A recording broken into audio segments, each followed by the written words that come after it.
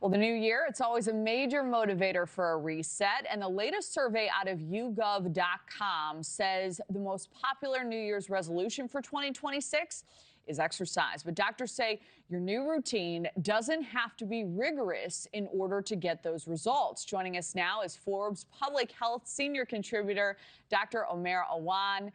Dr. Awan, great to see you this morning. So I really appreciate your stance that instead of these extreme routines, you outline some incremental changes we can all make that make a big difference to your overall health. So what would be your top 3 suggestions and the reasons behind those selections? Absolutely, Kelly. Well, first of all, we don't have to be perfect. Small, consistent changes can have huge effects on our health. So if we take example of drinking water, many of us don't drink enough water, and water is critical for improving digestion, regulating our temperature, and bolstering energy. And most of us don't drink enough, and research shows that men should be drinking about 12 glasses a day, women 9, and I certainly don't drink 12 glasses of water a day. So just by increasing our water intake, which is very easy, we can significantly increase our health. The other thing that I want to talk about, staying on drinks, less alcohol. And this is different than what we've been accustomed to thinking about alcohol. When we think about moderation is okay. New research has shown that even small amounts of alcohol can be harmful to our health and have been linked to breast cancer. So the less alcohol we drink, the better it is for our overall health. And I guess finally, for the third one, just moving our body. And that doesn't have to mean exercising for 30 to 60 minutes a day.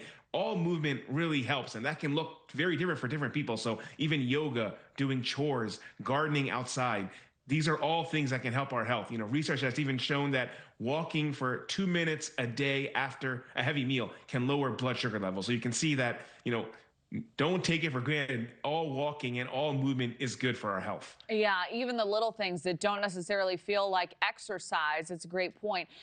Mental health, this is a big focus, and it's also important to get your mindset right. What are best practices here? How do we make them sustainable? I think that's really the key. I think just unplugging sometimes from time to time from social media. Of course, social media is a huge part of our daily lives for many people, and maybe not disconnecting completely, but maybe negotiating our time with social media and taking breaks. So potentially before we go to sleep, unplugging from our phones. During meals, keeping that phone away from us. More and more research is showing that higher social media use is linked to higher rates of depression, stress, and anxiety. So the more that we can sort of unplug, the better our mental health will be. And remember, mental health is just as important as physical health, so we should take it seriously. Right. And one of the hardest things with all of this is sticking to that new routine. January, you feel motivated. February, you might be falling off. What are some of the ways to maintain this new lifestyle change throughout the entire year?